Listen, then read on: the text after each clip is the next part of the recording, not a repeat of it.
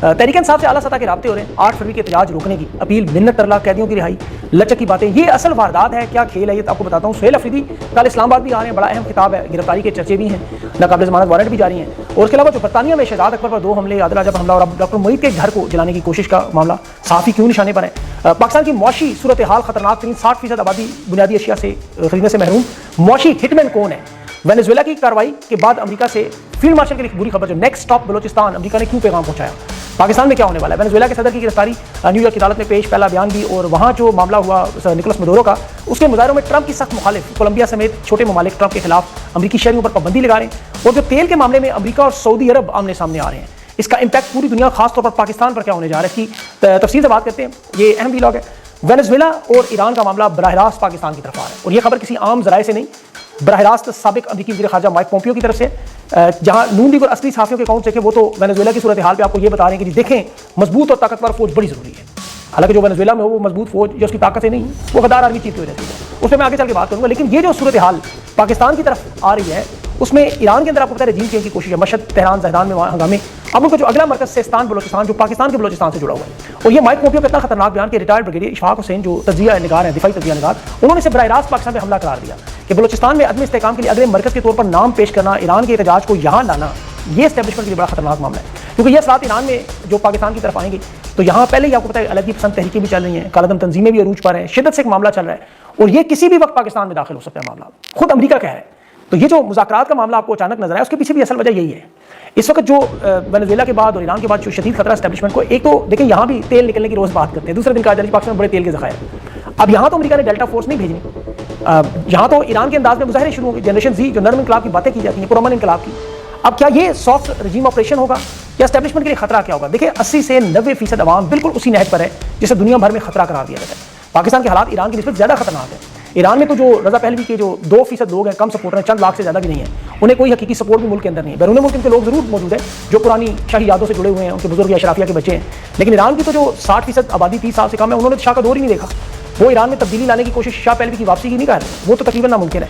لیکن جو پاکستان کے حالات ہیں وہ مکمل معیشت سے جڑے ہوئے ہیں, سیاسی استحکام سے جڑے ہوئے ہیں, عمران خان کی قید سے جڑے ہوئے ہیں, اور یہ ایک بالکل مختلف معاملہ ہے. یہاں 90% عوام جو ہے وہ ایک طرف ہے, اور 10% لوگ جو اسٹیبلشمنٹ کو ایک طرف ہے. اب یہاں تحریک انصاف کے باؤنس بیک کرنے کا, ان کی تحریک کی کامیابی کا 8 فروری کی کال کرنے سب سے بڑا خطرہ ہے کہ تحریک انصاف کسی صورت میں ایک کال کا اعلان نہ کرے. اس طرح جبکہ کال کا اعلان ہو چکا ہے. سہیل افریدی کا یہ دورہ کراچی جو ہے, وہ اسٹریٹ موومنٹ کے حساب سے جو وہ خود قیادت کر رہے ہیں, سندھ میں بھی کراچی میں بھی, یہ بہت اہم معاملہ ہے. اسلام آباد میں تو ان کی کل جو ایک بڑا اکٹھ ہے, لیکن اس وقت پاکستان کی پوری عوام کا فوکس اس تحریک پر ہے کہ تحریک انصاف کی جو ہی بڑی, آپ کو پتہ ہے جوبن پہ تحریک پہنچنی ہے, اس کے بعد کیا ہوگا. اسٹیبلشمنٹ تو کوشش کریے معاملہ روکا جائے. یہ کسی صورت میں ظاہر ہے عمران خان کو تو رہا نہیں کرنا چاہتے, کیونکہ نہ وہ نواز شریف ہے, نہ بے نظیر ہے, نہ زرداری ہے, وہ ڈیل یا گارنٹی پہ کی بات مان لے گا. اور عمران خان کے ساتھ تو جس لیول پہ عوام کی سپورٹ ہے, محبت ہے, یہ بھی جانتے ہیں کہ عمران خان اڈیالہ جیل سے نکلے تو نظام گر جائے گا سارے کا سارا. پھر انہیں سب سے بڑا خطرہ ان مقدمات کا, آرٹیکل 6 کا, جیلوں میں جانے کا. اسی لیے تاحیات استثنا بھی لیے گئے. اس احتجاج کے منصوبے کو ناکام کرنے کے لیے مذاکرات کا معاملہ ضرور چلائے گا, اس میں کوئی دو رائے نہیں. اس کے لیے ممکن ہے شاہ محمود قریشی صاحب کی رہائی بھی ہو جائے, عوام کو دکھانے کے لیے مذاکرات کو ہائی لیول تک بھی لے جائیں. لیکن اصل معاملہ جو ہے یہ 15 جنوری کے بعد اس تحریک نے عروج پر پہنچنا ہے, اور 8 فروری پہلا ڈراپ سین ہوگا. اور انہیں سب سے بڑا خطرہ یہ ہے کہ 3 دن اگر خیبر پختونخوا اس دوران بند ہوئے تو معیشت کا مکمل جنازہ نکل جائے گا. پھر اقتدار چھوڑنا پڑے گا, استعفے دینے پڑیں گے, اور نہ دینے کی صورت میں ظاہر ہے پھر انارکی اور عروج کو پتہ ہے. اب تحریک انصاف کو یہاں تک آفر کی جا رہی ہے کہ اگر ہم کوٹ لکھپت میں قید ڈاکٹر یاسمین راشد, عمر چیمہ, محمود رشید, اعجاز چودھری, شاہ محمود کو رہا کر دیں, تو کیا یہ کال واپس ہو کے سارے معاملات ختم ہو سکتے ہیں؟ اب یہ ظاہر اسٹیبلشمنٹ کسی صورت میں کوٹ لکھپت کے لوگوں نہیں چھوڑ سکتی, کیونکہ یہ کیسز ہی سارے 9 مئی کا سارا بیانیہ اس بنیاد پہ ہے. شرط اچھی ہے لیکن اس اسٹیبلشمنٹ کی کئی کھل جائے گی. محمود اچکزئی اور علامہ راجہ ناصر, جب تک یہ اڈیالہ جیل آپ کو جاتے ہوئے نظر نہ آئے, آپ کی کوئی بات تسلیم نہ. یہ تو بڑا آسان سا ٹیسٹ ہے ہمارے سامنے. مذاکرات تو جھوٹ ہے, ہمیں پتہ ہے, یہ خواہشات ضرور ہو سکتے ہیں, لیکن تحریک انصاف کا فوکس اس تحریک سے ہٹانے کی کوشش ہے. یہ اسٹریٹ موومنٹ, اور کیونکہ لاکھوں کا جو عوامی سمندر ہے کسی بھی بڑی تحریک کے لیے, وہ تحریک انصاف کے پاس موجود ہے, حالات موجود ہیں, لوازمات موجود ہیں, عوامی حمایت موجود ہے.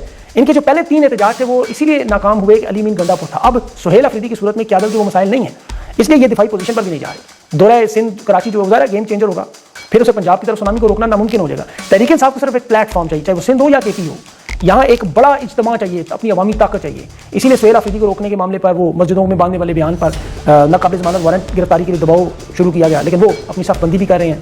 اب اس دوران اگر جو اڈیالہ جیل میں دفعہ منگل کی ملاقات ہوگی, اس میں بھی اب آپ کو لوگ زیادہ آنا شروع نظر آئیں گے. اب جہاں تک دیکھیں عمران خان کی قیادت ہے, میں آپ کو بڑی اہم ایک بات بتاؤں, اور آپ کے حالات ابھی قرآن پاک کی آیت ہے سورہ آل عمران کی, اس میں اللہ نے کہا ہے کہ اگر تمہیں چوٹ لگی ہے تو یاد رکھو اس سے پہلے ہی ایسی چوٹ تمہارے مخالف فریق کو بھی لگی ہے. یہ زمانے کے نشیب و فراز ہے, اور آپ پر جو یہ وقت آیا ہوا ہے, اللہ کہتا ہے کہ میں دیکھنا چاہتا ہوں تمہیں سچے مومن کون ہیں. لوگوں کو چھانٹنا ہے, اور اللہ ظالموں کو پسند نہیں کرتا. تو یہ جو آپ کے اوپر آزمائشیں آ رہی ہیں یہ اسی لیے قرآن پاک کی یہ بڑی اہم آیت ہے, اس کو آپ غور سے پڑھیں 2-3 دفعہ. تو جو پاکستان کی عوام کے ساتھ تحریک انصاف کی لیڈر عمران خان کے ساتھ یا مظلوموں کے ساتھ جو ظلم و ستم ہو رہا ہے, وہ یاد رکھیں کہ یہ ظلم کرنے والے بھی اسی کیفیت میں ہیں, انہیں بھی چوٹ لگی, اللہ کہہ رہے ہیں, یہ میں نہیں کہہ رہا. تو ان کی آپ کی انشاءاللہ آزمائش ختم ضرور ہوگی. یہ بھی پریشان ہے, ظالم کبھی کامیاب نہیں ہو سکتا. ان کا انشاءاللہ اختتام ضرور ہوگا. بظاہر وہ بے شک کمزوروں کو کچل رہا ہو جو ہم دیکھ رہے ہیں, لیکن یہ اختتام کا وعدہ اللہ کا ہے. اب اس میں پاکستان کے معاشی حالات, انٹرنیشنل حالات آپ کو بتانے ضرورت ہے, آپ کو پتہ تو چلے چوٹ لگی کہاں. ابھی جو وینزویلا میں دیکھیں جو ہوا, یہ پاکستان کے ساتھ معاملہ کیوں براہ راست جڑا ہوا ہے اور یہ کیوں اتنا ہے. وینزویلا کے صدر کو, اس کی اہلیہ کو امریکہ گھر سے اٹھا کے لے گیا, اور یہاں پہلے تو نوبل انعام دینے والے ٹرمپ کو نامزد کرنے والے شہباز شریف فیلڈ مارشل سے پوچھنا چاہیے بھائی یہ کیسے نامزد کیے تھے لوگ جنہوں نے پہلے نائجیریا میں حملے کیے, ایران پہ بمباری کی, ابھی بھی ایران کو دھمکیاں دے رہے ہیں, اور وینزویلا میں دن دہاڑے اس کے صدر اور بیوی کو گھر سے اغوا کر کے لے گئے. آپ انہیں نوبل انعام دینا چاہ رہے تھے. تو یہ تو دیکھیں, اس بات کو سمجھیں کہ جو ابھی بیانیہ وینزویلا کے حالات سے آپ ان کی عسکری اکاؤنٹ چیک کریں کہ یہ فوج بڑی تگڑی اور طاقتور. حالانکہ امریکہ نے ایبٹاباد میں اسامہ کو 4 گھنٹے کا کامیاب آپریشن کر کے 2008 میں اسی طاقتور فوج کے ذریعے وہاں سے نکالا جب ہمارے پاس نیوکلیئر ہتھیار تھے. جنگ ہندوستان سے ہم جیتے ہیں ضرور, لیکن 2008 میں بھی جنگ ہوتی تب بھی جیتے تھے, چین ساتھ تھا ہمارے. اب تگڑی فوج ضروری ہے, اس میں کوئی شک نہیں, لیکن آرمی چیف تگڑا ضروری ہونا چاہیے اور ملک کا وفادار ہونا ضروری ہے, ورنہ امریکی نیوی سیل ایبٹاباد میں نہیں گھس سکتی, ملک کے اندر ڈرون حملے بھی نہ کرتی. ریمنڈ ڈیوس دن دہاڑے لوگوں کو مار کے نہ جاتا. بہت سے ایسے واقعات ہیں.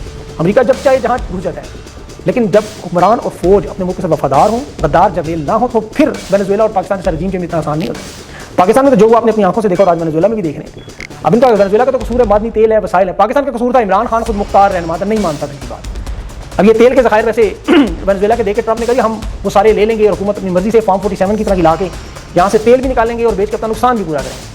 اور وہاں وینزویلا میں بھی وہاں کی جو اپوزیشن پاکستان کی PDM جماعتوں کی طرح, جیسے خان کی حکومت گرائی گئی, وہاں بھی ماریا مچودو جو ہے وہ نوبل امن انعام پہ, اس کے آپ بیانات پیش دیکھیں, وہ اسرائیل کو بھی دعوت دیتی رہی, آؤ حملہ کرو, اس صدر مدورو کو اقتدار سے ہٹاؤ, ہمارے پاس دنیا کا سب سے زیادہ تیل ہے, پرائیویٹ کمپنیاں بناتے ہیں, امریکہ اسرائیل جہاں سے کروڑوں ڈالرز کمائیں, بدلے میں یروشلم میں وینزویلا کی ایمبیسی بنائیں گے, امن کا انعام بھی اسے ملا, یاد رکھیں. اب یہ دیکھیں, روس نے جب یوکرین پہ حملہ کیا تو عمران خان نے نیوٹرل لینے کا فیصلہ کیا. جنرل باجوہ نے اگلے دن یوکرین کی حمایت میں روس کی مذمت کر دی. آج ذرا GHQ سے جنرل عاصم منیر صاحب سے کہیں کہ ڈونلڈ ٹرمپ کی مذمت کرے اس حملے پہ, کبھی بھی نہیں کر سکتے, سوچ بھی نہیں سکتے. امریکہ دنیا بھر میں رجیم چینج آپریشن, اپنی مرضی کی حکومتیں, مفادات کے لیے ایک طریقہ کار ہے, البتہ خطے کے حساب سے, ملک کے حساب سے پالیسی ڈفرنٹ ہے.